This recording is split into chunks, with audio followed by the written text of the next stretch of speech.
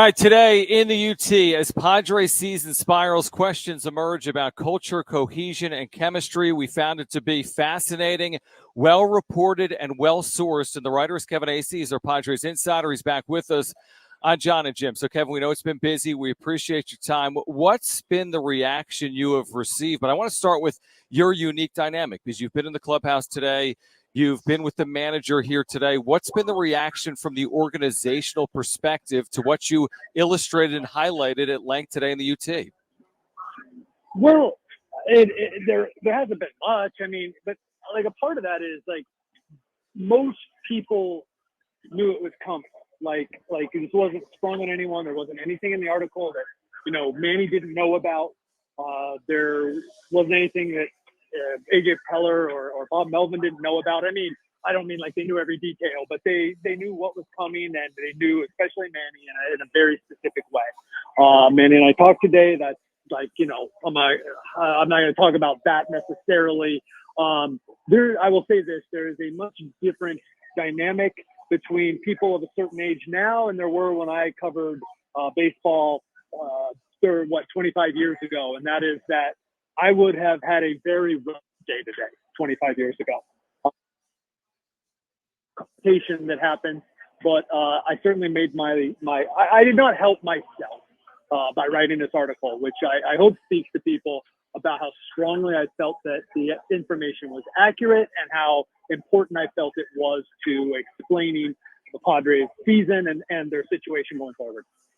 Yeah, and I'm sure this is something that you've been working on for a while. And, sitting down with Manny on Wednesday at Dodger Stadium, I think there's a lot of confusion about this piece about, did Manny know that you were going to do this? And it seems like he did. And so my question is, like, when you sat down with Manny, was it clearly conveyed to him that the premise of this article, what it was going to be written about? Yeah, I'm sorry I laughed.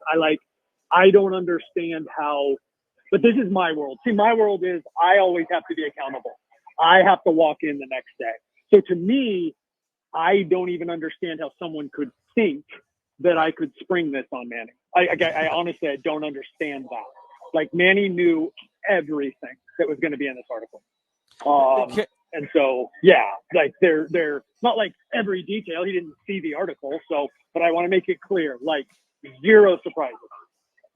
Can I ask this though, Kevin? Because really, out of a spot of you kind of explaining where you're coming from with this piece, was the premise of the article what role Machado played in the disappointing season, or was the premise of the article why has this season been disappointing? Let's see. I tried to really bend over backwards to make it clear that Manny doesn't like. This isn't Manny's fault. Like Manny didn't think this season, but being who he is, that there may have been some things that could have been done differently that things could have been different. Look, there's things that other people could have done differently too. But one guy has the dominant personality. One guy has the $350 million contract. One guy has carried them to 2 playoff appearances in the previous 3 years. So there is, and again, the dominant personality. There just is a dynamic that is happening in there that, probably from my understanding, not probably, definitely from my understanding, I was hedging because I'm not on this team, but from my understanding, it's something that needs to be worked through as they go forward. Listen, I thought Manny's point is the exact point that I've made all along. Wait a minute, they won in 2022. But, sometimes winning masks things. It doesn't mean that everything's okay. Maybe a couple personalities that were in there last year were not. Maybe a couple guys that had more experience than Manny were not. It was very clear to everyone that this was Manny Machado's clubhouse this year. And if that's the case, along with all the accolades comes a lot of responsibility. Kevin, I think the first thing that me and Jon talked about today was his, thoughts on culture. The culture of a team, the culture to him, not really meaning as much. If you just go out there and perform on the field, that's all the culture that you need. What did you make of his thoughts about culture and the importance of it. And if you could just relay, because, you know, he mentioned, like, what is this, college baseball? What is this, you know, high school baseball? Like, is he saying, like, straight up to you, like, the culture of a team is not important? I don't know that he's saying that straight up. He certainly, clearly, does not believe in that as strongly as some others. Manny's definition of leadership is essentially what Manny is, right? A guy who busts his butt to be on the field every day, performs at a high level, generally speaking. And, you know, if you watch him and you say, hey, that's what I want to be, then like, that's a good example, right? That's his definition of leadership. Hey, it might be mine. You and I aren't important. What's important is there are a lot of people in the game on other successful teams, guys who come from other successful teams, and that believe that when a team isn't going well, especially when a team isn't going well, there are little things that can make a difference. And those little things were not happening this year.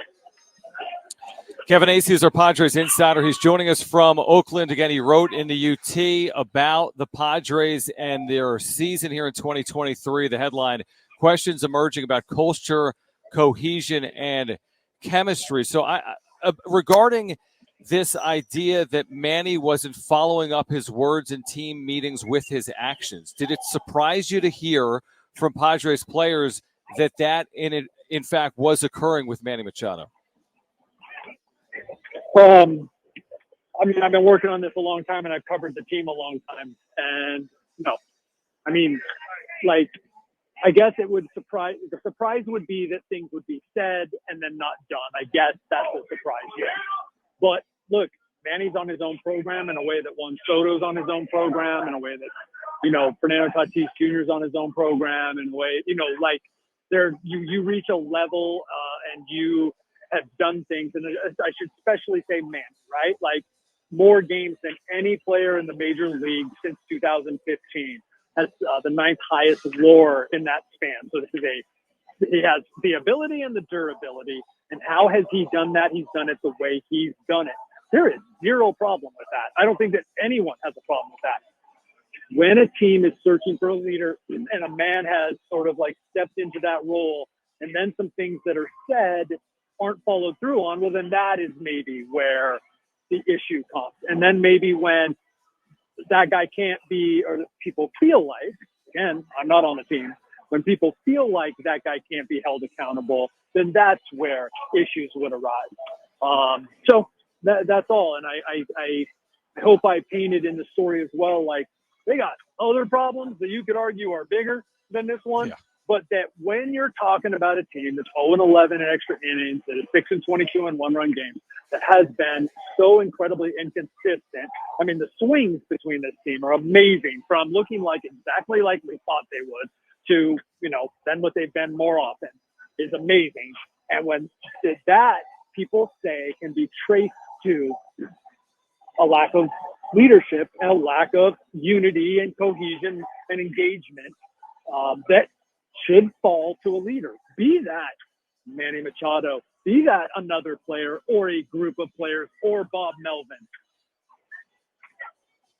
Kevin, you know, talking to players in that clubhouse about what, you know, you were talking to Manny Machado about, did you get the sense that these players, as far as, you know, anonymity goes, like, did they want this to get out? Like, do you feel like there was a sense in this clubhouse that there are problems in there that they can't fix because maybe they're not, you know, the clubhouse leader, or they're not paid the most money, or they don't have the ability to truly fix these problems, but maybe that if they can convey them and have these things come out to the public and you know, in print with, you know, that these are the types of things that need to happen because that change needs to be made, or some change needs to add in that clubhouse.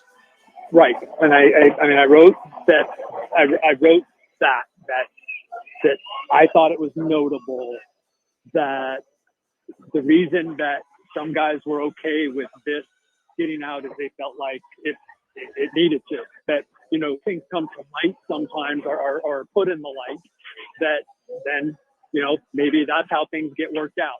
We can all have our opinions about, like, why did it have to come to that, this, that. I'm just writing how it is.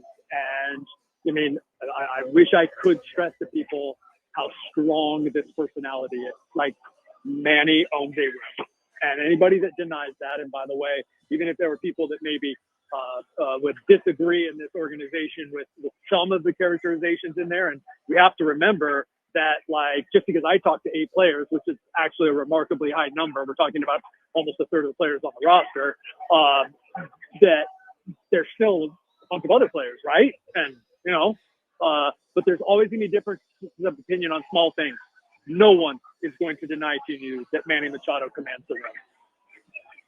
Kevin Acee is our Padres insider. He's with us right now on Jon and Jim. I'm just curious, Kevin, from your perspective, why was it that Bob Melvin was able to get through to the team a year ago? And this year, and again, there's a number of dynamics at play, but there's been these 8 or 9 meetings, some of them maybe players only, some of them with the coaching staff. Why hasn't Bob Melvin's message resonated with this group this year after seemingly it did a year ago? This I don't know for sure, but I certainly have talked to people about it, and the feedback that I've gotten, you know, it was new, and they were going well. Remember, they started real hot last year. There are new dynamics in the clubhouse this year, for sure, right? Like, basically, for the entire season, Manny would be the guy that was here, right? You know, Eric Hosmer had more service time. Craig Salmon had more service time. Manny's a big believer in that. And there were other voices in the clubhouse. And then the guys this year that have that sort of service time and that sort of gravitas are new to the team. One guy who has a ring is 24 years old. And so there's like, while I actually would tend to be more like agreeing with Manny on that one. And actually I've said it quite a few places and all that like, well, wait a minute, what worked last year and why did, you know, blah, blah. As I explained to Manny, and I think I put in the story, like, I was real close to writing some of this stuff last year. And then they started winning. And you know what? This kind of stuff goes on in a lot of clubhouses, and I feel a real responsibility to not blow stuff out of proportion. That's another reason you can believe that I believe that this was the right time and that the story had merit, is that I actually wrote it. Because, like, last year, things weren't going great. And then they started to win. So winning can mask a lot of things. It doesn't mean that things are drastically different. Because believe me, if you think I wanted to write this story, then you don't have any idea. I'm not saying you guys, if someone thinks they don't have any idea what my job is or what I have to go through after I write a story like this. I ask so many questions. As I said in the story, at least 30 interviews. And it might have been, 1.5 times that. And it, by the way, again, if we're talking, and I remember I mentioned this to Manny too, like, there was stuff last year, and then I started hearing stuff about this season in April. Let's count the months since then. Like, it's been a long time. And so there was a lot that went into this story. And I believe, after pushing back on a lot of things, like, hey, what about going to the NLCS? That there's a lot of difference this year. And you know, I just went over a few of them. So there we are. Yeah, I hear you, Kevin. Going back to, April that you just mentioned there, I actually was going to ask about, the start of this season. And it feels like, and tell me if I'm wrong, it feels like during the winter meetings when the Padres were so heavily going after big name guys like Trey Turner, Aaron Judge, and then they signed Xander Bogaerts to a $280 million contract. And then we get to spring training, and the big story is Manny is deciding he's going to opt out. Do you think that the offseason of the Padres going after these big name guys, instead of potentially after having an MVP season like Manny had last year, giving maybe that money to Manny first instead of going out and going to get other guys first, do you think that played a factor at all into this season with the dynamic of the clubhouse and with Manny Machado? So what's happening is you're breaking up a lot. And since my phone has been working really well, I know if Darren Smith listens to this, they're going to blame my phone. But let's understand I'm at the Oakland Coliseum. That it's probably That's true, yeah. Right? Like, this is like I'm in the Bermuda Triangle. So I want to make sure, you don't have to repeat the whole question, but like the gist of it about the offseason and the big names, and was that, what was the question again? It was back to the big names, the Padres going after the big names, potentially throwing out all this money to these big names instead of Manny first. And then the big storyline going into spring training this year was Manny's going to opt out. Do you think that played any factor into this season with Manny and the clubhouse dynamic that, you know, this organization wanted to give all this money to other players first before Manny Machado? I don't know that I can draw that straight line. No, I mean, no, I don't think like that Manny, I mean, I don't think it affects Manny. Got his money. Almost everybody got their money. Yeah. So there may have been some other issues, like certainly, obviously Manny responded a certain way when everybody got their money, but you know, then he did get his money. So, and I do think there's stuff to be talked about. Like, I'm not saying anyone isn't working hard or playing hard or anything, but you know, there is something to be talked about all these guys having, you know, guaranteed contracts. Basically the Padres are who they are for a while, like in terms of their core. So they better get it figured out. Kevin, one more for me before you go. Do you have any reaction to what, you know, former players, former Padres and others have said about the article on social media, whether it's Yonder Alonso? I saw Will Myers reply to the UT's tweet and was critical of the article. I may be missing someone. Jerkson Profar, I believe, has retweeted what Will Myers had said. So do you have any reaction to the reaction you've received from some of those, you know, players or former players? I probably don't. I mean, look, there's a lot of stuff that I keep private. Also, Yonder and Will have my number, but they chose to put me on blast and defend their guy. That's fine. That's totally fine, especially Yonder. I thought it was a little comical that Yonder's follow-up tweet, which I saw in the awful announcing article, was that this wasn't about Manny, it was him. It's like, yeah, okay. I didn't have any problem with Yonder's first tweet. I expected it. That's his brother-in-law, and there's a love between those guys that I got no problem with that. I got a lot of respect for it. Will's comment that he was not a part of this year's team, I think, is something that should probably be taken into consideration. Kevin, really good reporting.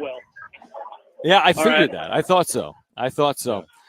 Kevin, we knew, I mean, when you write something like this, like you said, I mean, there's going to be obviously a lot of opinions offered, especially in the social media age, but good reporting. Good job with your source reporting. We found it fascinating. We'll do it again next week. Enjoy the weekend in Oakland, and thank you. Right on. Take care.